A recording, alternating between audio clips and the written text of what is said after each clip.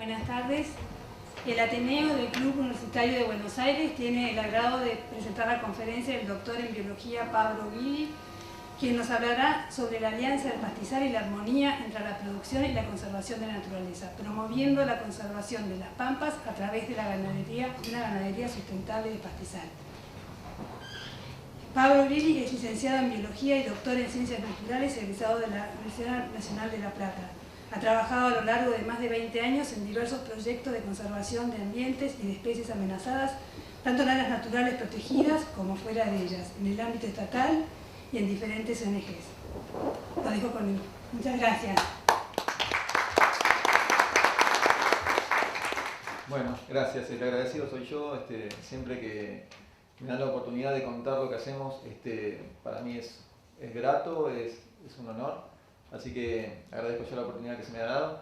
Y bueno, lo que vamos a ver hoy es una síntesis de un proyecto que lleva más de 15 años ya, que es la Alianza del Pastizal, que básicamente intenta, como dice ahí, establecer una armonía, una relación armónica entre la producción ganadera y la conservación de la biodiversidad. Vamos a hablar de biodiversidad, vamos a hablar de producción. Justamente la Alianza del Pastizal está situada en esa zona intermedia entre estas dos grandes formas de entender la relación entre el hombre y el medio. Para empezar a hablar de la biodiversidad, quizá de los pastizales, quizá sea mejor pensar en qué es esto de la biodiversidad. Bueno, Argentina es un país muy extenso y muy variado y tiene a lo largo de su territorio diferentes espacios ocupados por diferentes biomas. Esos biomas son manifestaciones de la vida, son la forma en que se desarrolló la vida en cada uno de esos territorios, entonces es muy sencillo entender que los ambientes que hay en el noroeste van a ser muy diferentes a los que hay en el litoral o muy diferentes a los que hay en la Patagonia, y en cada uno de estos ambientes, a su vez, hay especies que son emblemáticas, que son emergentes y públicamente conocidas, que dan cuenta de la relación entre el territorio y esa biodiversidad. La biodiversidad es parte de la identidad de un territorio. Si vamos a las yungas de Jujuy y Salta, probablemente entendamos que el yaguareté pertenece a esa parte del país. Si vamos a los esteros de Liberá, una especie emblemática sin duda es el ciervo de los pantanos, y si recorremos la costa de la Patagonia, este pingüino magallánico seguramente va a ser una de las especies de la biodiversidad que se nos venga a la mente, ¿no? Bueno, hay una región en el centro del país que estoy intentando encerrar con el puntero que se conoce como región pampeana, o genéricamente pampas. Cabría preguntarnos cuál es el animal emergente, emblemático de las pampas. Si ustedes salen a preguntarle a la gente, a cualquiera de nosotros, cuál es muy probable que aparezca como el referente indiscutido de la fauna de las pampas, ¿no? ¿Y eso por qué? Porque somos un país que nació con la impronta de producir materias primas, ¿no? Cereales, carne, eso es lo que hacemos desde que somos país. Y la pampa, la región pampeana, los pastizales de la región pampeana fueron el lugar en donde se desarrolló la ganadería, sobre todo, ¿no? Después se expandió a un montón de otros sitios, pero nace en la región pampeana, y la consecuencia es que todos, en mayor o menor medida, identificamos a los pastizales con las vacas. De chiquito a mí me decían cuando iba por la ruta, mirá las vacas en el pastizal, bueno, eso era lo que había que ver en los pastos. Sin embargo, el panorama es mucho más complejo que ese, y en la región pampeana evolucionó una cantidad de formas de vida que es realmente sorprendente, pero además de ser sorprendente, es única. Voy a hacer una división acá por la mitad para contarles que lo que está del lado derecho son especies animales que son exclusivas de los pastizales. No hay otro lugar en donde puedan habitar, por ejemplo, el venado de las pampas, el aguaraguazú, el tordo amarillo, la loica pampeana y una serie bastante extensa de otros pajaritos que solamente están en pastizales naturales. Del lado izquierdo tenemos especies que, además de estar en los pastizales, pueden estar en bosques abiertos o en ambientes más desérticos: el puma, el oso hormiguero, el guanaco y esta especie de ganso sudamericano que es el cauquén colorado.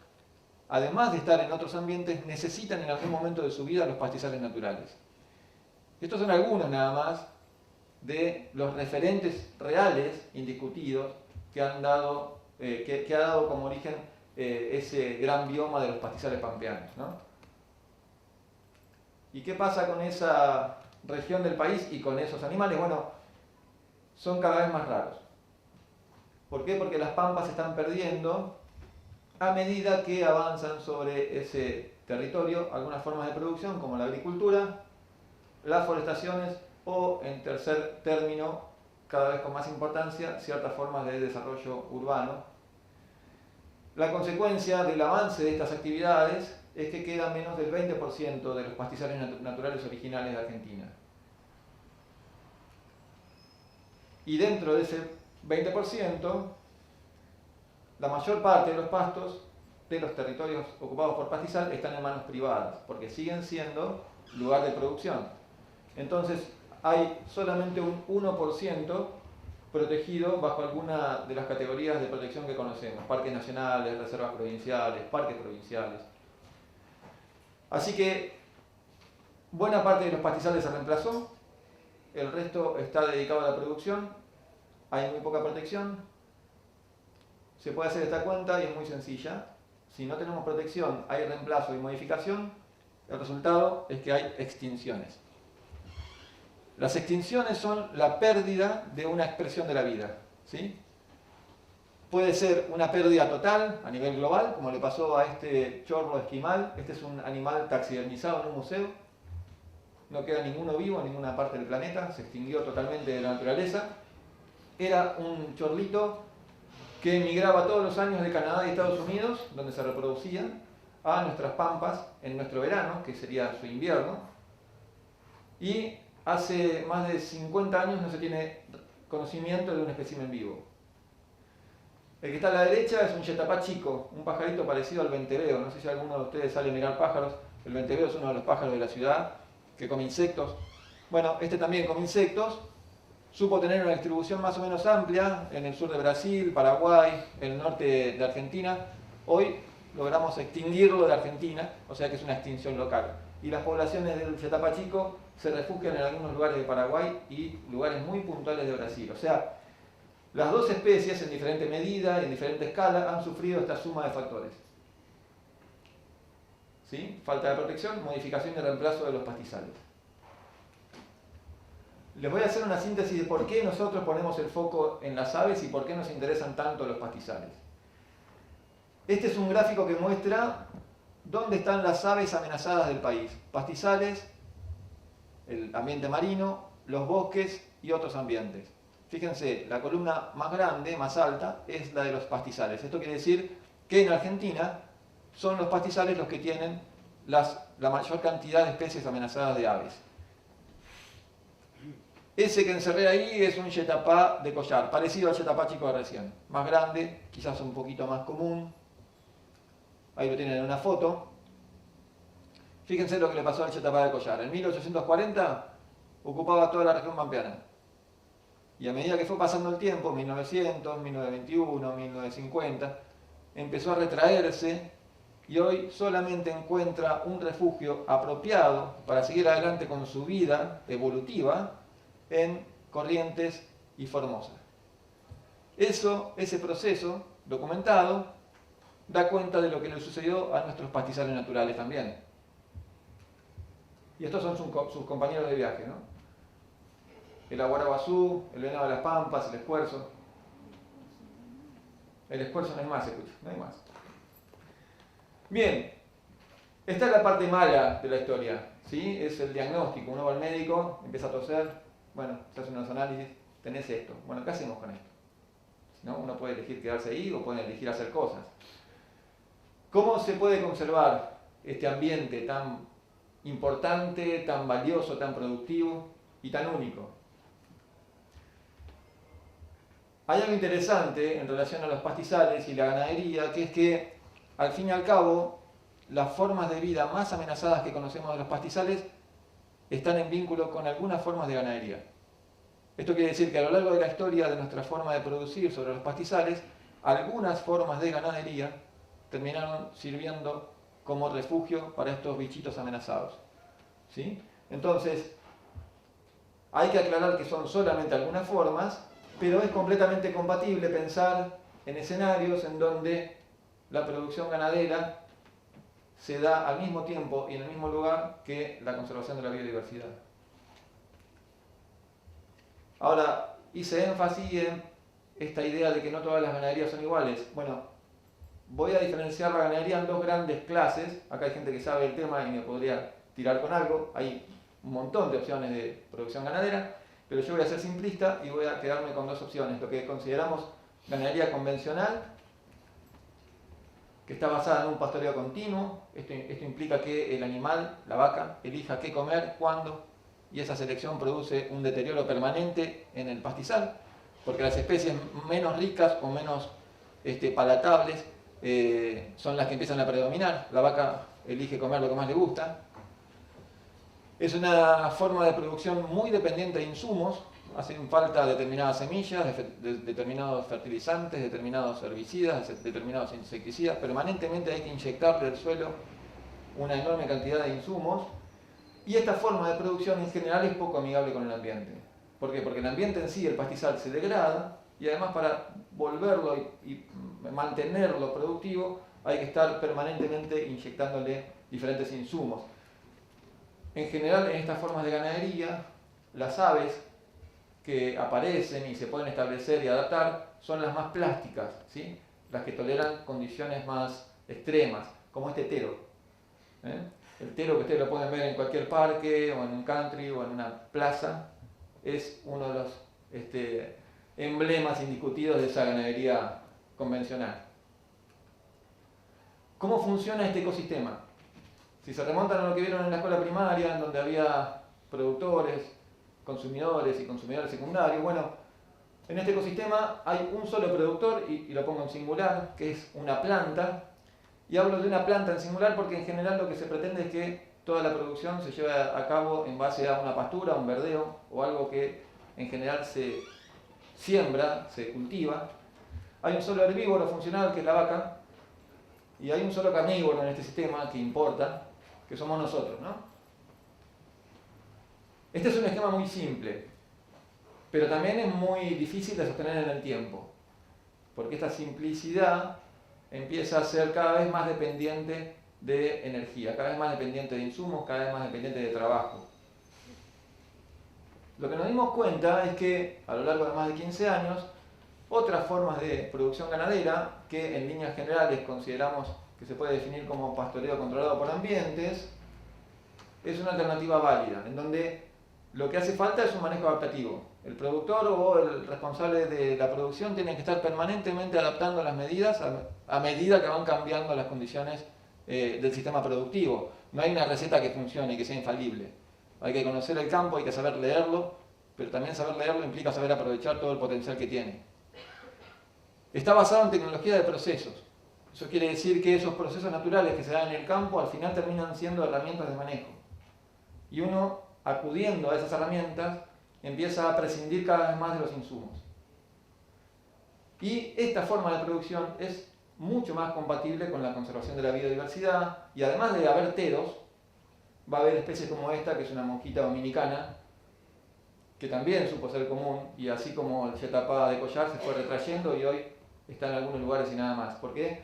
Porque es muy sensible a la modificación de los pastizales, porque no tolera las forestaciones, porque acumula los insectos. Si esos insectos tienen insecticida en su tejido, termina acumulando un insecticida que consume con los insectos. O sea, es una especie sensible, ¿no? Entonces, esta forma de producción permite que existan mosquitas dominicanas. Esta forma de producción se lleva adelante sobre ecosistemas complejos, en donde no hay una sola planta y no hay un solo ambiente. Entonces empezamos a hablar en plural. Y no hay un solo herbívoro, sino que se piensa en todos los herbívoros del ecosistema, además del más importante. Esto es indiscutible, ¿no? Y estos herbívoros son la fábrica de carne de un elenco de carnívoros muy variado, ¿sí?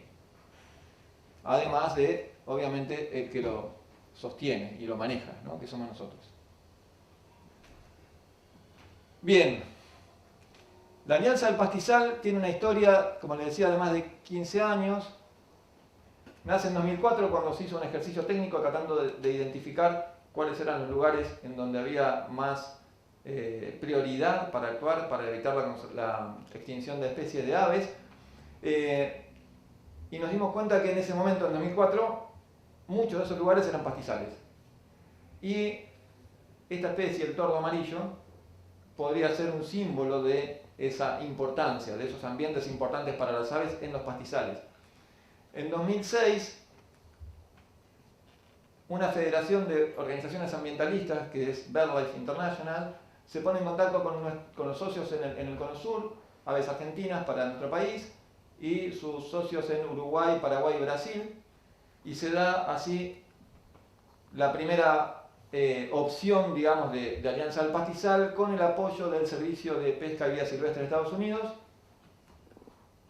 trabajando simultáneamente en los 4 países, porque estos 4 países, Uruguay, Brasil, Paraguay y Argentina, comparten un núcleo de pastizales bastante similar, entonces las especies amenazadas están compartidas también. Por eso se coordinó un trabajo en conjunto entre los 4 países. Y en ese momento, allá por 2006, se vinculó un núcleo reducido, pero fundamental, de productores que veían que el camino que estaban transitando hacía años los diferenciaba de otras formas de producción más convencional y menos amigable con el ambiente, y eran productores que estaban convencidos de que se podía hacer tanto producción ganadera como conservación de valores naturales y valores culturales.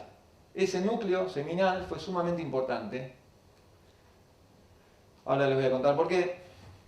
Para 2007, Aves Argentinas se asocia con la Fundación Vida Silvestre y con el asesoramiento del INTA, dan origen a la primera versión ya institucional de la Alianza del Pastizal, logran captar la atención de otros organismos colaboradores y donantes, y el apoyo de un montón de instituciones.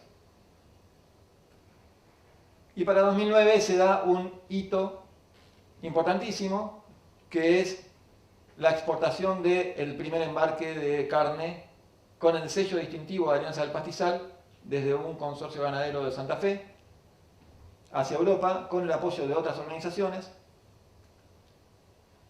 Fíjense que el sponsoreo de la agencia oficial estadounidense empieza a perder importancia a lo largo que pasa el tiempo. Para 2010 recibimos el apoyo del Banco Mundial a través del programa CHEF y pudimos editar una serie de materiales técnicos para divulgar la forma de trabajo entre otros productores y así contagiar esta filosofía. Todo esto está online, pueden recurrir a estos materiales en PDF si tienen interés. En 2013 se edita esta monografía, que es una síntesis de todo lo que habíamos hecho y da cuenta de los logros y de las tareas pendientes. En 2017, este es otro hito fundamental, Aves Argentinas se asocia a una consultora especializada en producción y comercio de carne, que es Progis, y logra esa reunión captar el interés de Carrefour, que pone en sus góndolas en el mercado interno la carne de pastizal, con el sello distintivo de esta forma de trabajo. Eso despierta, fíjense el tamaño que tiene ahora este zócalo, el interés de un montón de productores que se ven traccionados por un beneficio económico y ya no tanto por ese convencimiento filosófico de cómo producir. Igualmente esta comunidad enorme de productores hoy gravita más que la original, pero sin la original no hubiera sido posible esto. Entonces hay 2 instancias de vínculo con los productores que vale la pena diferenciar. Esta forma de trabajo hizo posible un aporte a la misma Alianza del Pastizal, y por un periodo más o menos acotado la alianza fue económicamente autosuficiente. Piensen que la alianza en Argentina, la Alianza del Pastizal, es manejada por Aves Argentinas, ahí está el logo, esta institución. Aves Argentinas es una organización sin fines de lucro, ¿sí? Entonces cualquier medida de trabajo depende en general del aporte de donantes externos. Bueno, Alianza durante un tiempo no necesitó ese aporte porque la misma venta de carne generaba un sistema de retroalimentación que hacía posible que funcionara. Con el paso del tiempo, ya más recientemente, en 2009, se ponen en funcionamiento algunos canales de venta de exportación de carne y remates internos de animales en pie, de animales vivos de Alianza, de campos de la Alianza, que también generan alguna renta que se maneja a nivel interno. Y estamos llegando al presente con un escenario en donde ya Carrefour no está presente, ¿sí? se terminó el noviazgo, digamos, pero aparecen algunas opciones. Hay un interés creciente en los sistemas de pastoreo sobre pastos naturales bien manejados para la captura de carbono, y entonces apareció en escena esta consultora internacional que se llama Bumitra, que lo que hace es convertir la captura de carbono en bonos que después son ofrecidos al mercado internacional de bonos de carbono. Bueno, firmamos un convenio con Bumitra y estamos avanzando en acercarle al productor un beneficio por producir de esta manera. Y nos asociamos a otra organización, una empresa especializada en la comercialización de carne, que es Cycle Beef. O sea, estamos buscando opciones, ¿no? Eso esperamos genere una renta también. Y un hito importantísimo de este año es la firma de un convenio con la Sociedad Rural Argentina. Es algo sin precedentes para la Alianza, que es reciente y que nos da bastante esperanza. También es un desafío enorme, pero nos da bastante esperanza para el trabajo en conjunto y la apertura de algunos horizontes de trabajo que hoy no podemos llevar adelante nosotros solos. Bien, en número la Alianza tiene unos casi 140 campos distribuidos en 12 provincias y más o menos 475.000 hectáreas. Es una alianza fuerte pero compleja, y esto solamente para que se lleven una idea de lo que significa sostener una iniciativa como esta, ¿no?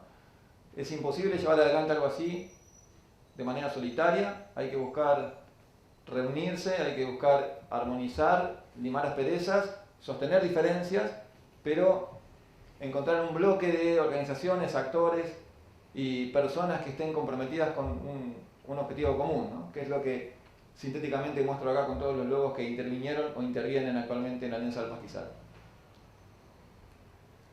Bien, ahora voy a mostrarles muy brevemente en qué consiste nuestro trabajo. Como les decía, tenemos una serie de materiales técnicos editados para poder llevar a la práctica las tareas de campo, tanto de producción como de conservación de la biodiversidad. Entre esos materiales tenemos una síntesis de cómo se podría empezar a manejar un campo en líneas muy generales. Claramente cada campo es un universo en sí mismo, pero hay algunas líneas generales que pueden tenerse en cuenta. Para que tengan una idea, una de las cosas que se plantea es que los animales estén lo más organizados posible, por categorías, que haya un solo rodeo, o sea, una sola agrupación de animales en el campo, que ese rodeo recorra el campo de manera secuencial y programada, utilizando los diferentes ambientes. Y ahí voy a volver un poco para atrás, a lo que les decía antes acerca de la necesidad de leer el campo que originalmente está encerrado por un alambrado que puede ser rectangular o cuadrado. Adentro difícilmente tenga líneas rectas. Las líneas rectas son nuestras, ¿no? La naturaleza en general no usa líneas rectas. Y las líneas reales del campo que dividen ambientes, si uno sabe leer esas líneas, van a servir para encontrar, por ejemplo, pastizales de loma, de media loma, de bajos dulces, de bajos alcalinos, pastizales más secos. Todo eso es la heterogeneidad que ya viene impresa en el campo, que ya viene de fábrica, que el productor o el encargado debería saber reconocer y aprovechar, porque termina siendo un potencial. Si nosotros nos dedicamos a considerar que todo esto debe ser dividido en cuadrados y administrado de manera geométrica, estamos perdiendo ese potencial natural que tiene el campo. Entendiendo el potencial original, uno puede mover los animales aprovechando el máximo de cada uno de esos ambientes.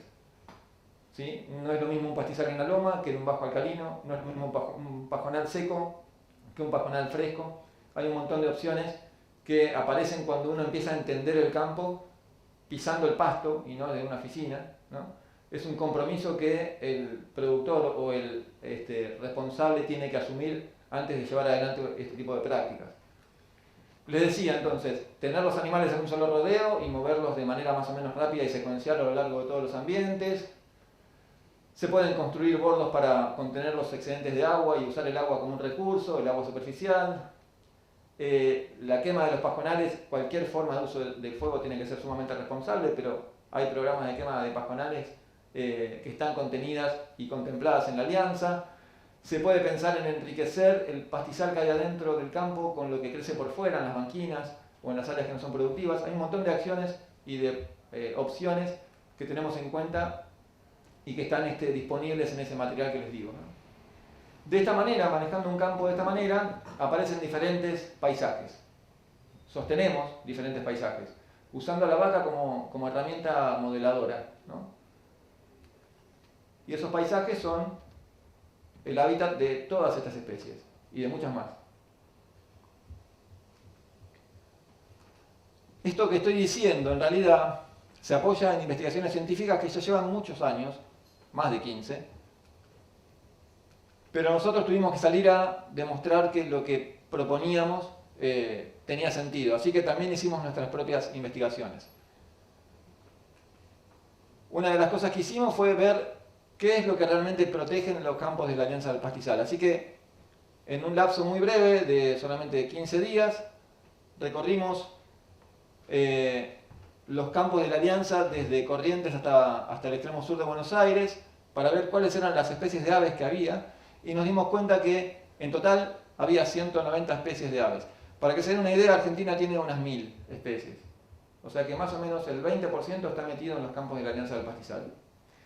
De esas 190 hay unas 73 que están amenazadas, perdón, que son de pastizal. 53 son obligadas. ¿Qué quiere decir? Que viven todo el año en el pastizal. Necesitan sí o sí de pastizales naturales. Otras 20, además de los pastizales, pueden vivir en otros ambientes. Y ahora sí, 15 están globalmente amenazadas. Eso quiere decir que para todo el mundo, para todo el planeta, lo que suceda acá en nuestros pastizales es sumamente importante. Y otras 18 están amenazadas a nivel nacional. Esto quiere decir que el papel de lo que hagamos acá en nuestro territorio va a incidir, pero probablemente estas especies tengan poblaciones en otros países como Uruguay, Brasil o Paraguay. O sea que salimos a demostrar que los campos de la Alianza del Pastizal están cumpliendo un rol de protección de la biodiversidad que el Estado no pudo o no supo cumplir, ¿no? O sea, los productores privados que están llevando adelante estas prácticas productivas terminan refugiando a estas especies, muchas de las cuales están en peligro de extinción. Otra cosa que salimos a ver es qué pasa cuando uno compara un campo de la Alianza con otro que no es de la Alianza, pero que está del otro lado del alambrado, alambre mediante. Bueno, estos son los campos de Alianza y estos son los campos que no son de Alianza. Básicamente esto es bastante técnico, más que nada basado en el conocimiento de las especies de aves. Las especies amenazadas estuvieron solamente presentes en los campos de la Alianza del Pastizal, mientras que las especies más plásticas, más adaptables, como el carancho, a quien le guste mirar aves puede ver caranchos volando por arriba de la ciudad casi permanentemente, para que se dé una idea de lo plástico que es un carancho. El carancho, por ejemplo, era una de las especies más comunes de los campos que no son de Alianza del Pastizal, ¿sí? Dando cuenta de esto que les decía. Un campo heterogéneo, un campo vigoroso, un campo con pastizales naturales, termina recibiendo a un montón de especies que algunas de las cuales están amenazadas. Y otras, bueno, estas son migratorias de larga distancia. Así que estamos viendo cada vez con más evidencia que un campo bien manejado produce carne y produce, entre comillas, porque no es el objetivo del productor, también aves, ¿no?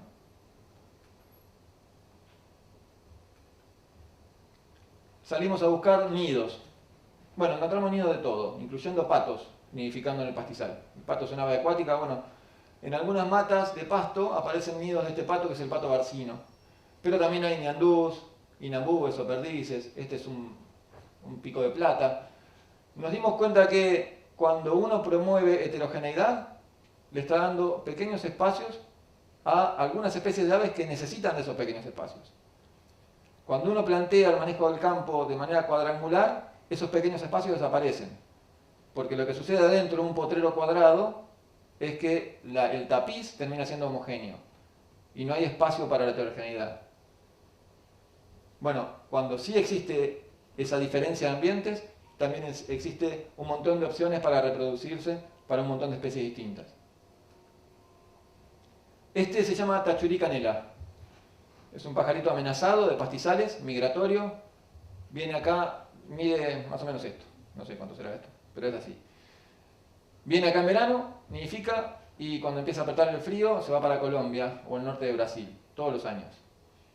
Y necesita esta matriz. Pastizales con alguna leñosa. Este es un cardo. Les voy a contar una historia. Este potrero estaba destinado a ser cortado por una enroladora, ¿no? Iba a pasar una máquina, iba a hacer rollo de pasto para tener forraje para cuando no haya disponible. Hablamos con el productor, la productora, una mujer que maneja este campo, y le dijimos, mirá, si esperás con la máquina 20 días, le das tiempo a este bichito a que termine de nidificar. Perfecto, dijo. Esa medida mínima, que no impacta para nada en los números, ni en los rindes, ni en el manejo del campo, hizo posible que varios nidos de tachurí canela generaran pichones que abandonen el nido y se puedan volar a Colombia con los padres, ¿sí? Entonces, cuando uno piensa en, che, bueno, yo tengo un campo, va a venir este biólogo a decirme lo que tengo que hacer, seguro que me va a tirar los rindes para abajo. Es probable que las medidas de manejo sean ínfimas, ¿sí? Como retrasar la entrada de una enroladora 20 días. Este es un espartillero pampeano, pariente del hornero. Para que se den una idea, este bichito es uno de los menos conocidos de la región pampeana de la Pampa deprimida. Lo describieron el nido en 1882. Fue Hudson, un naturalista emblemático de la historia natural argentina. Y después no se encontraron más huevos ni nidos, no se sabía nada. Nosotros encontramos 6 nidos, después de mucho buscar. De hecho, Hudson decía que pasaba horas buscando nidos de este bicho y se cansaba y se iba. Bueno, sí, realmente es cansador, pero aparecieron. ¿Ven los huevitos? Eso es la base de una mata de paja colorada. La paja colorada es este pasto alto que a mí me puede llegar a tapar cuando crece y sale la vara con la inflorescencia. Este tipo de pastizales en general se combate porque se cree que compite con el pasto más tierno o más nutritivo. Entonces se combate con fuego, con herbicidas, con disco. Un productor de uno de los campos de Alianza permite que en algunos potreros haya manchones de paja colorada porque consideran, entre otras cosas, que es un lugar adecuado cuando hace frío para que vayan las madres con los terneros al pie a refugiarse del viento, o cuando hay un año muy seco, prende fuego alguno de los potreros y el rebrote de la paja colorada es palatable, sirve para alimentar a las vacas, ¿no? Bueno, gracias a esa medida, este bichito pudo encontrar un lugar para nidificar. Si ese productor se hubiera contagiado de la tendencia de los vecinos de combatir la paja colorada, probablemente este bichito no estaría en donde lo encontramos. Y ahora les cuento la última historia, para mí una de las mejores. Lo que están viendo acá es uno de los chicos que trabaja con nosotros montando un cilindro de alambre sobre un nido, que no lo van a ver, pero créanme que hay un nido, de una especie de ave que se llama loica pampeana. Ese cilindro de alambre está tapado por arriba y lo que hace es evitar que tenga acceso a ese nido el hurón, el gato montés, el zorrino, el zorro. ¿Por qué? Porque la loica pampeana, ahí están viendo una hembra de loica pampeana llegando al nido. Después se acostumbran, tardan 10 minutos y empiezan a entrar y salir como si no pasara nada. Y acá tienen el macho. Este es el macho de loica pampeana. La loica pampeana es, sin duda, el ave de pastizal más amenazadas del cono sur. Uy, no sé qué hice. Ahí está. Es el ave más amenazada que tenemos en el país. Se extinguió de Brasil, la población de Uruguay es súper chiquita. Y ahora estamos presentando un trabajo en un congreso en Puerto Madryn mostrando cómo la población argentina que está en el entorno de Bahía Blanca se retrae cada vez más. En este campo de unas 8.000 hectáreas encontramos 15 nidos de loica pampeana. Le propusimos al propietario hacer una clausura con un eléctrico. Díganme más o menos cuántas hectáreas creen que puede tener esa clausura. Díganme un número. 15. 12. Estuviste cerca. 12 hectáreas clausuradas en 8.000. ¿Cuánto impacto puede tener eso en el índice productivo del campo? Nada. Bueno, nunca se habían encontrado 15 nidos de loica en la historia. Y se los digo y me emociono porque es algo que para nosotros es trascendental. Y ese productor entendió la trascendencia de ese hallazgo y dijo, no, yo no voy a hacer la clausura solamente por la temporada reproductiva, la voy a dejar permanentemente ahí en la clausura. Entonces, vuelvo al concepto inicial, o sea, ¿cuánto cuesta conservar la biodiversidad? En general, muchísimo menos de lo que uno piensa. ¿Sí? ¿Cuánto cuesta perderla? Bueno, es incalculable el costo de perder la biodiversidad. Si uno se va a dedicar a un proyecto tan complejo como este, tiene que dedicar energía a comunicar lo que hace, ¿no? Bueno, estamos permanentemente comunicándolo en acciones de difusión y de gestión, en redes sociales, en cartelería, en remeritas, en todo tipo de productos. Pero también nos hemos metido en territorios que no nos son familiares. Yo soy biólogo de formación y tuve que ir a encuentros de carne o exposiciones de ganadería y hablar de medias reses o de 6 dientes o de lo que sea, o de la recría. Bueno, es un lugar en donde uno negocia con su sapiencia, con su expertise, con sus principios, porque el objetivo final nos supera a todos, ¿no? Entonces hay que sentarse a hablar con la persona que uno alguna vez consideró no tan amigo. Yo me acuerdo en 2010, el primer congreso de ganaderos de pastizal que fui en Paraguay, así como estoy ahora sentado ante una audiencia, les dije, yo pensaba que ustedes eran mi enemigo, a los productores les dijo, ¿no? Casi me matan. Al final me di cuenta que no, ¿sí? Que lo que estaban haciendo, lo estaban haciendo bien, incluso sin saber que lo estaban haciendo bien. Y que estaban receptivos a recibir sugerencias de manejo que harían que su trabajo sea todavía mejor para la biodiversidad e incluso para la producción. Así que estuvimos en ferias como por ejemplo Argencarne, y gracias al vínculo con la sociedad rural estamos ya en las últimas 2 ferias de Palermo, estuvimos presentes con un stand. También tuvimos que trabajar en políticas públicas. Bueno, pudimos intervenir en el diseño de un plan ganadero para Santa Fe, en la elaboración de una ley que todavía le falta el decreto reglamentario, pero está vigente en la provincia de Entre Ríos, en un proyecto muy parecido para la provincia de Buenos Aires, para la conservación de la biodiversidad de los pastizales, ¿no? Y ahora les voy a contar, ya para ir terminando, qué es lo que viene. Voy a empezar por lo malo, si no esto parece un cuento de hadas. Bueno, para hablar del ambiente, todavía el ambiente está siendo avasallado por diferentes formas de producción. Estamos ante un fenómeno de pérdida permanente de los pastizales. Esto no ha llegado a revertirse, ni mucho menos.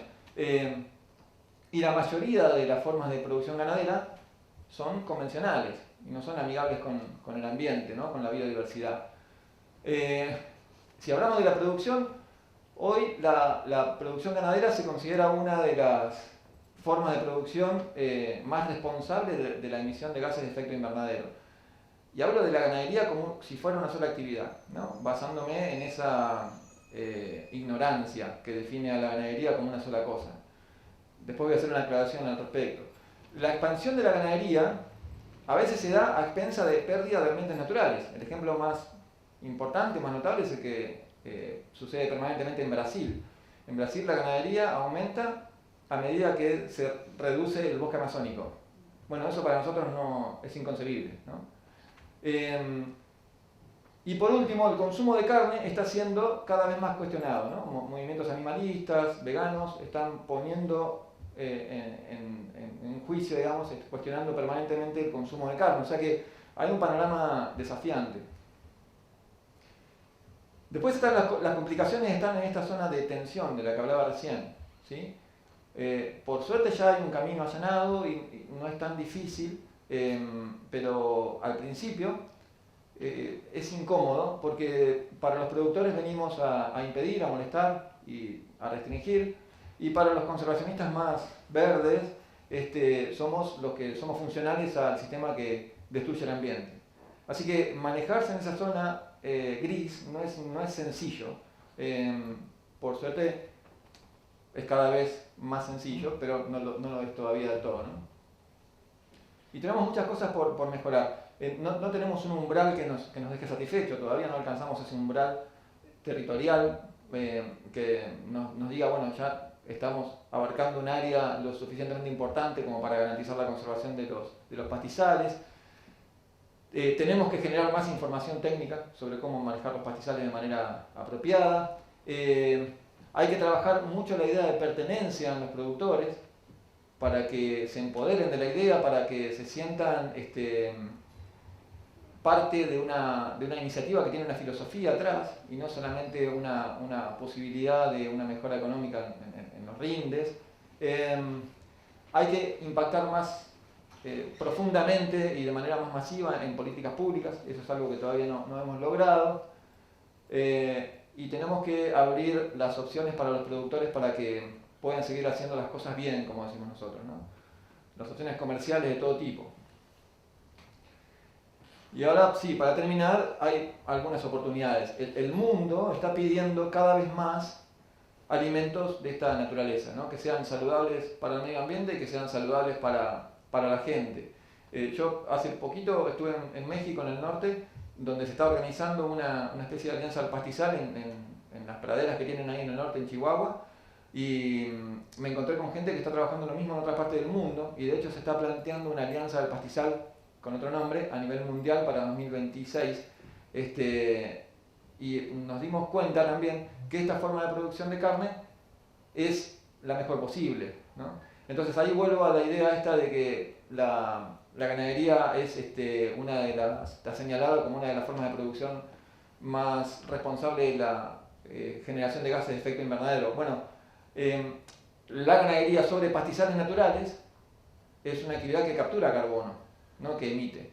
Entonces hay que hacer un esfuerzo por diferenciar a las ganaderías y agarrar este segmento, que es el que sostenemos nosotros, y jerarquizarlo. Y decirle, estás produciendo alimentos sanos, estás conservando la biodiversidad, estás capturando carbono, ¿sí? Todo en un mismo paquete productivo. Bueno, en términos de trazabilidad y de certificaciones y las famosas huellas, esta forma de producción se va a ajustar o se ajusta fácilmente a cualquiera de esas demandas, ¿no? Y una cosa importante a tener en cuenta es que los productores tienen la posibilidad, si se organizan y se empoderan, de exigirle al Estado el reconocimiento del rol que están cumpliendo, ¿no? Algo que el Estado no está haciendo. Entonces, buscar beneficios oficiales a través de esa organización es completamente una oportunidad. Así que bueno, creo que nada más. Espero haber sido claro. Sí, quisiera hacer una... Ahí te voy a dar el micrófono. Sí, referente a la evaluación, que es muy importante lo que están haciendo como alianza pastizal. De hace 15 años, desde el 2004, como usted se refirió. Argentina es un país agro-ganadero de hace muchos años. Resulta curioso que no se haya hecho algo similar a lo que ustedes están haciendo, sabiendo de que usted ha hecho hincapié en las aves que se fueron desapareciendo con el tiempo. ¿Por qué no se hizo algo similar a lo que ustedes están haciendo? Quisiera, digamos, tener un pequeño conocimiento sobre su opinión. Bueno, es una pregunta muy interesante. Se me ocurre una posible respuesta que es, por un lado, esta iniciativa, como bien dice, nace por el interés de conservar las aves amenazadas, ¿no? Salvar aves que están en peligro de extinción. Eso se puso particularmente en evidencia cuando empezó la década de 2000, después de la expansión de la frontera agrícola de los 90. El mundo de la conservación salió a reclamar la atención de diferentes especies que estaban en vías de extinción por este proceso de reemplazo, ¿no? Entonces, a principios de 2000 nos dimos cuenta que las aves estaban evidenciando un proceso de pérdida de biodiversidad, porque las aves son muy buenas indicadoras, ¿sí? Responden muy rápido a los cambios que se dan en el ambiente. Y pajaritos como ese tordo amarillo, este que tiene acá, empezaron a desaparecer. Entonces hubo que preguntarse por qué. Bueno, cuando llegamos a la respuesta era el mal manejo, el reemplazo y la pérdida de pastizales, llevó un tiempo, nos dimos cuenta que había que buscar una opción. Entonces, quizá no hubo ninguna otra evidencia tan clara antes de que estábamos en esa situación. ¿Sí? O sea, quizá nadie nos mostró como en Tordo Amarillo que estábamos en esta situación tan alarmante de pérdida de pastizales antes que él. Eso por un lado. Y por otro lado, todas las formas de producción instaladas, que tienen mucho más éxito que la que estamos mostrando acá, también tienen atrás una historia y una inercia de diferentes características, ¿no? Desde la formación académica o las políticas oficiales o el mercado que favorece cierta forma de producción y no otra. Entonces es muy difícil ir en contra de eso y es más difícil pensar que esas resistencias pudo haber nacido mucho tiempo atrás. Son procesos que tienen que madurar y que empiezan a aparecer así como de manera incipiente, después se organizan y tienen más fuerza. O sea que venimos con una historia que no favorece esta forma de trabajo y bueno, llevó su tiempo. Yo creo que, digamos, la primera respuesta que se me ocurre tiene esos dos componentes, ¿no? O sea, el reflejo de las aves y por otro lado la historia productiva que tenemos. También quería comentar lo siguiente, que hay otros factores que son los agroquímicos, a donde tiene que intervenir el Estado, digamos, para evitar esos problemas. Sí, seguro. Y me da la impresión que hay intereses creados para que no mejore. ¿Puede ser? Sí, sí, más que una impresión parece más una certeza, pero sí, sí. Está bien, solamente. Acá hay otra pregunta. Sí. En primer término, mi simpatía profunda por su exposición. Bueno, muchas gracias, muchas gracias. A mí me ha tocado profesionalmente. Usted hace referencia al GEF. Yo estoy retirado ya hace muchos años. Pero el GEF es un mecanismo idóneo, muy importante, que la Argentina no sabe qué es. Yo quisiera preguntarle a la gente que trabaja, no en estos temas, en finanzas. En finanzas, ¿qué es el GEF? Dudo que muchos lo sepan. Son mecanismos de crédito no reembolsables. Mecanismos de crédito no responsables del Banco Mundial. Existe. Yo trabajaba en la FAO en esa época y entonces supe, por ejemplo, que había países beneficiarios y muy beneficiados porque se pusieron a estudiar los mecanismos del GEF y la búsqueda de países que sirvieran de contraparte para aprovechar esas cosas. Hoy se habla tanto en Buenos Aires del Banco Mundial. Pero el tema no es la parte financiera, sino es la parte de estar documentado de cuáles han sido países beneficiarios. Yo le doy un nombre. Yo lo he podido seguir, por razones profesionales, que Turquía, por ejemplo, tenía un representante de la FAO que tenía presiones muy fuertes por parte del gobierno turco. Le hablo de los años 1990, de la década del 90. Y entonces el gobierno turco quería que un señor de la FAO con perfil financiero estuviese atrás del tema. En ese momento, con gran inteligencia de los turcos, usaron todo eso. Habrá otros países, después habrán habido otros países que yo no conozco. Pero una cosa que es por demás importante, que es toda la parte de documentación. Yo he hojeado algún material de ustedes, yo creo que es un material excelente. Y que, por ejemplo, me pregunto, ¿el Centro de Documentación de la FAO Roma lo conoce? Yo también me lo pregunto acá. Pero es que ustedes tienen que llevar. Ustedes tienen que llevar. Sí, hay algo. El Banco Mundial sabe que ustedes existen. Sí, sí, porque rendimos cuenta del crédito que nos dieron. Sí, y en esa rendición Claro. Mostramos todo lo que Y hicimos. de las novedades de hoy, y de esta reunión en este ámbito académico tan importante como es el Centro Universitario de Buenos Aires. A ver, ahí voy a hacer un paréntesis, si me lo permite, y es que así como Aves Argentinas es una ONG sin fines de lucro, todos los que estamos vinculados tenemos una capacidad bastante limitada de acción y somos pocos, somos muy pocos. Entonces, invito a usted y a todos los que están presentes en este auditorio a colaborar. O sea, si encontramos entre todos mecanismos para que el Banco Mundial sepa lo que estamos haciendo hoy, va a ser una iniciativa todavía más plural y va a ser una alianza todavía más grande, digamos. Dos reflexiones finales. La biblioteca de la Sociedad Rural Argentina, en este momento, se está remodelando y yo creo que en ese lugar, que es una biblioteca importante, lo mismo que la de la Universidad de Buenos Aires. Gran universidad, la Facultad de Agronomía, no sé si debe tener mucha documentación y tiene que saber mucho de ustedes.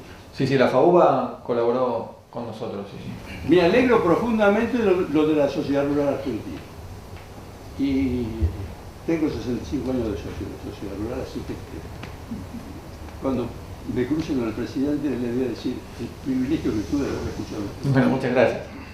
Bueno, yo te quiero hacer una pregunta. Bueno, yo soy ganadero en Chascomús. Tenemos espadañas, tenemos muchas cosas donde los aves se reproducen. Ahora, por ejemplo, yo quiero dejar una loma para que algunos de estos pájaros que no van a las espadañas puedan ir ahí. ¿Qué pasa? Yo dejo eso libre, los animales no los dejo entrar y salen tipo la carqueja, unas plantas que no dejan crecer nada, ni dejan nada de nada, porque no sale nada. ¿Cómo puedo luchar contra ello y poder guardar, como vos decís, 2 hectáreas, porque no tengo ningún problema, en cada esquina dejo un pedazo y que vengan todos los pajaritos del mundo, porque la verdad que uno los quiere y los ama, y en Chascomús hay muchos. Sí. Y ese pechito colorado todavía se ve como el amarillo, que es muy parecido. Y bueno, eso quería preguntar, ¿cómo luchar contra esa vegetación sin dar vuelta a la tierra, sin tirar productos que destruyen todo? ¿Cómo se hace? Bueno, mira, lo primero que hay que hacer es plantearse la posibilidad de que hay que hacer algo, que eso ya lo hiciste, y eso es fundamental. Porque lo más difícil es pensar que no hay que hacer nada, ¿no? O sea, ir contra alguien que piensa que no hay que hacer nada es lo más difícil. Ahora, si está esa inquietud instalada, el segundo paso es ir y conocer esa realidad. Porque si vos tenés un lote en una loma y lo querés manejar para que no se venga la carqueja u otra maleza o rama negra o lo que sea, bueno, ninguna de estas opciones va a resolver ese problema de malezas o de una especie perjudicial. Habría que resolver eso, que es el problema agudo de la salud del campo, y cuando la salud esté estable, ahí sí pensar en un espacio de refugio para las aves, ¿sí? Pero eso se resuelve yendo al lugar y entendiendo qué se puede hacer en el lugar. Nosotros entendemos que la prioridad del campo es producir, eso es indiscutible. Nunca vamos a anteponer ningún otro interés al interés de la producción del campo. Pero sí lo que hay que hacer es entender en el terreno lo que sucede para hacer algunas consideraciones específicas. Yo desde acá, con lo que me estás contando, es difícil que te pueda decir qué hacer. Pero Es invitado. bueno, acepto.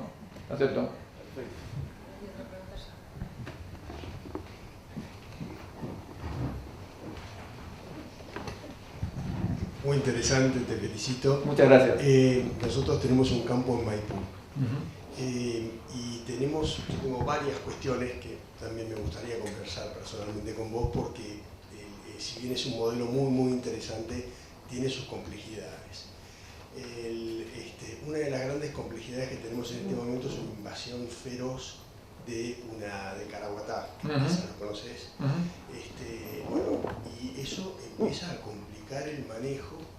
Nosotros tenemos pastoreos rotativos, no manejamos el campo con una sola unidad ganadera, producimos terneros, y tenemos bastante aparcelado el campo, aprovechando las diferencias, los ambientes que vos decís ahí. Lamentablemente tenemos que usar agroquímicos, porque si no el caraguatá nos invade y nos deja fuera del negocio. La otra cuestión es que el campo, aprovechamos las lomas buenas para hacer agricultura, con lo cual yo no sé si encajamos en este sistema. Si para ustedes el sistema es pura y exclusivamente de pastizal natural, hay montones de campos que no vamos a poder entrar y nos gustaría. Yo soy socio de Aves Argentinas y tengo la idea de organizar observaciones de aves en el campo, porque tenemos muchas aves, porque tenemos una gran diversidad de ambientes, no solamente pastizal, tenemos montes, tenemos lagunas y demás, gracias a la topografía de la zona. Con lo cual, la pregunta es, si hacemos agricultura en un 15-20% de la superficie, hacemos pastura, 10% de la superficie, y el resto del pastizal se maneja como pastizal natural, con pastorales rotativos, descansos, fertilización del pastizal natural. Yo quería saber si ese esquema de producción, te lo hago muy simple por supuesto, encaja en la alianza lo que quiere Alianza de Pastizales como un campo para ser incluido en la Alianza de Pastizales. Gracias. Sí, encaja, sí. Para ingresar al campo, a la Alianza del Pastizal, hay una serie de requisitos que están establecidos en un protocolo, que es el que se lleva adelante en una auditoría. Uno de los requisitos, quizás el más importante, es que el establecimiento, el RENSPA, esté ocupado en al menos un 50% por pastizales naturales o naturalizados, ¿sí? Entonces, lo que vos me estás describiendo encaja perfectamente. Ahora, hay opciones para manejar todas las situaciones. Si vos tuvieras interés de clausurar un esquinero contra el vecino que justo es un bajo, que no es productivo, o un pedazo de la loma, con el tiempo eso se va, como dije al principio, cada campo es un universo, y con el tiempo se va estudiando la posibilidad de darle espacio a otras opciones productivas y de conservación. Una de las situaciones que se abordan en el protocolo es si el productor o el encargado está predispuesto a llevar adelante algunas medidas. Por ejemplo, la instalación de corredores, ¿no? Es posible que tu campo esté entre dos zonas que son interesantes y que haya que conectar de alguna manera. Bueno, se puede pensar que uno de los márgenes de algún potrero dejes caraguatá, ¿sí? En cuanto, ahí capaz que es el 1% del campo, o el 0,5% del campo, pero es una franja de 20 metros que atraviesa el fondo del campo y que pone en contacto dos bajos con caraguatá, ¿sí? Porque en una primera aproximación, todas las opciones son posibles, que uses agroquímicos, que uses fuego, que uses el disco. Lo que sí pensamos es que además hay posibilidades de compatibilizar todas las necesidades del campo, obviamente con la prioridad de producir, pero también con la prioridad de algunos bichitos que necesitan algún espacio ocupado por caraguatá, por serrucheta, ¿sí? De hecho, otro de los campos, es imposible mostrar todo lo que hicimos, ¿no? Estos 15 años y toda la heterogeneidad de situaciones que nos encontramos, pero hay uno de los campos que está en la cuenca del Salado, en la ruta 29, cerca de Ayacucho, en donde el problema del caraguatá lo resolvieron cercando una laguna y dejando que el borde de la laguna tenga caraguatá y las medialomas y las lomas no, y ahí sí lo combatían con diferentes métodos. Y en esa laguna, con caraguatá, nidifican especies que necesitan la estructura de esa leñosa, de la serrucheta, ¿sí? O de esa planta más dura que el pasto. Entonces, la pregunta si el campo califica o no, sí, esa es la respuesta. Y en relación al manejo del caraguatá, podés seguir haciendo el manejo que sea más beneficioso para los fines productivos, pero es probable que te sugiramos hacer alguna exclusión o tomar alguna medida en relación a no combatirlo o no eliminarlo del campo, ¿no? Porque quizás te sorprenda a veces incluso la funcionalidad del caraguatá. Yo te puedo mostrar un video de una persona que hace PRB, levanta con la vela al eléctrico, las vacas pasan de un potrero al otro y lo primero que comen es serrucheta, caraguatá, ¿no? Entonces te lo puedo mostrar, te lo puedo pasar. Lo vimos en uno de los potreros que hicimos control de caraguatá con diente, con disco, y también con rodón. Ajá. El otro, los brotes tiernos la vaca los come. Claro. Pero el grandote así, No, el grandote no, pero sí. Pero a veces es bueno pensar en tener un núcleo de grandotes muy chiquito, ¿sí? Que no molesta, y controlar los demás para que haya brote y que haya una posibilidad de forraje distinto para la hacienda. Pero son todas cosas, como decía recién, que se charlan en el lugar, ¿no? Y hay una asistencia más o menos permanente de acuerdo también a la demanda del productor de el seguimiento de lo que se hace en el campo también. Sí. Sí, bueno, coincido con los demás, admirable tu trabajo. Muchas gracias. Lo que quisiera saber, ¿esto pasa solamente con la ganadería o también con la agricultura? Y si ustedes están trabajando con esto, no con la agricultura. Hoy la alianza se dedica a ganadería, ¿no? Porque entendemos que es la forma de producción más extendida sobre pastizales naturales y pusimos el foco en los pastizales y en las especies de aves de pastizal por la importancia que tienen para la conservación. Pero estamos abordando diferentes instancias en donde vamos a vincularnos con la agricultura y con la producción agrícola, incluso con la producción forestal, en la medida que logremos, vuelvo a lo mismo, parece que repito, ¿no? Apuntalar la alianza con los recursos que tenemos, ¿no? Que son siempre muy acotados, entonces no podemos expandirnos a un montón de situaciones distintas y descuidar esta historia, porque ya les digo, tenemos poco poder de fuego. Pero sí, hay algunas líneas promisorias de trabajo en la agricultura. Sí. Hola Pablo, solo saber extensión mínima para... No hay. Diverso. No hay. No hay. Si el campo es de 5 hectáreas, tiene que tener 2,5 de pastizal. Y nada más. Y si el campo es de 5.000 hectáreas, 2.500. Porque vi en la cantidad de hectáreas que tenían y en la cantidad de datos que daba una cifra promedio como de 2.000 hectáreas, por eso dije, no, estamos por ahí. No, hay campos, de hecho este campo de la Serrucheta de Caraguatá que les cuento tiene 280 hectáreas. Hay campos chicos y hay campos enormes, hay de todo. Buenas noches. Buenas. Gracias por la invitación y te felicito por la charla. Muchas gracias. Nosotros manejamos un campo en la localidad de Lincoln, que está en límite con el partido de Pehuajó y de Carlos Tejedor. Y bueno, tenemos una laguna justo en el medio del campo. ¿Está lleno de lagunas ahí? Sí, muchísimas.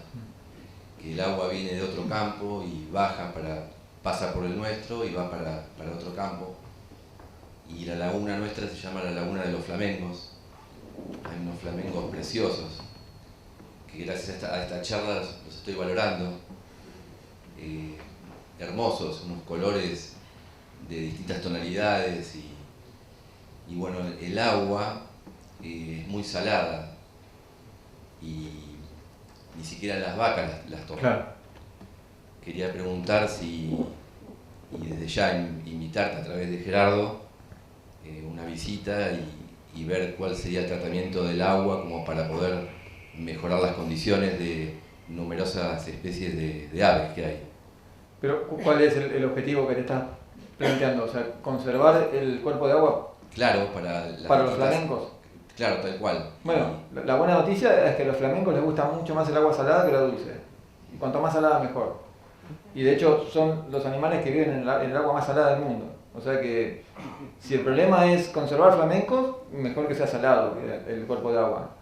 Si querés que haya más riqueza de especies y sean otras las especies además de flamencos, y ahí yo no me animo a sugerirte cosas porque estoy pensando ya en meterme con la incumbencia de, no sé, de la dirección de hidráulica de la provincia, pero si ese es el objetivo, vas bien, digamos, yo no haría nada. Porque hay momentos que se ve mucha mortandad de aves. Ajá, ¿de flamencos también? Sí, también. Ah, eso sería interesante entender por qué sucede. Pero en relación a los flamencos nada más y algunas otras especies de aves de la región pampeana, el agua salada es lo mejor. Y si hablamos de otras especies, por ejemplo de peces, a veces pueden convivir con las aves y por momentos también se ve la mortandad que llegan a extinguirse, ¿no es cierto? Claro, hay que ver por qué mueren los flamencos, hay que ver, además de agua salada, qué más te llega de los otros campos, ¿no? Que va a impactar sobre la dinámica del agua, que va a terminar recibiendo el flamenco, ¿no? Pero en relación a lo que decís, a ver, los peces podrían favorecer o no otras especies. El flamenco filtra unos crustáceos muy, muy chiquitos que se llaman artemias, y las artemias comen una alga que crece en ambientes hipersalinos. O sea, Es un ecosistema muy simple, agua hipersalina, alga, artemia, flamenco. Si tenés esas 3 o 4 cositas, funciona todo el sistema de fabricación de flamenco. Pero si empieza a aparecer agua más dulce y peces y hay otra complejidad, bueno, habría que estudiarlo. Ahora, si hay mortandad, y es una mortandad más o menos repetida, es probable que aguas arriba estén tirando alguna otra cosita que va a tu laguna. Eso va a impactar directamente sobre todo, ¿no? Pero habría que estudiar el caso. Yo, digamos, desde acá no sabría decirte qué sucede ahí. Si el objetivo son los flamencos, por ahora vas bien, yo no haría nada. Para un mayor conocimiento, ¿hay un ente del Estado que está tratando el tema que ustedes hacen? De manera directa y vincular, Sí. no. Por eso es que pongo ahí que no pudimos todavía intervenir en políticas públicas. No. Gracias. Última pregunta. ¿Alguien quiere preguntar? ¿Listo? Una más. Una más.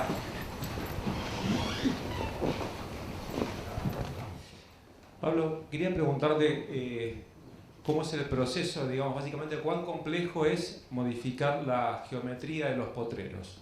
Ajá, qué buena pregunta. Lo primero que tenés que hacer es reconocer los diferentes ambientes naturales que tenés en el campo. ¿Sí?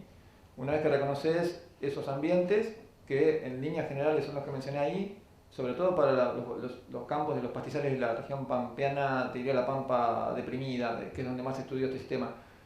Ambientes de loma, de media loma, 2 tipos de bajo, uno dulce y otro alcalino, y después podés tener valles que pueden acumular sales, en donde empiezan a aparecer halófitas, borde de bosques, cuerpos de agua, ¿no? Una vez que haces esa lectura, el próximo paso es entender cómo podés vos mover el rodeo a lo largo de esos ambientes, valiéndote del eléctrico, del boyero como herramienta que delimita esos ambientes. ¿Cuál es el momento más oportuno para entrar con los animales y cuál es el momento más oportuno para salir de cada uno de esos ambientes? Eso también está estudiado y es parte de los materiales que podés consultar en internet, o sea, lo tenemos todo colgado de la web, para los sistemas de la pampa deprimida, ¿no? Yo no soy agrónomo, no soy especialista, pero entiendo que hay diferentes ambientes con diferente potencial para los diferentes momentos del año, ¿no? O sea, vas a tener que meter las vacas preñadas en algún momento en alguno de los ambientes, las vacas con el ternero en pie en otro, cuando quieras destetar vas a tener que hacer otro movimiento, cuando quieras llevar el peso del novillo entonces, lo más importante es ver qué tenés en el campo y cómo lo podés aprovechar al máximo. Esa es la lógica, el primer desafío con el que te vas a encontrar.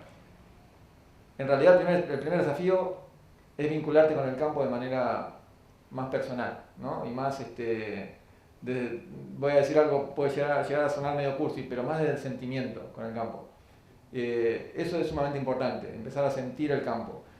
Una vez que lográs eso, todo lo más va viniendo un poco más tarde, un poco más temprano, pero va viniendo. Un aviso.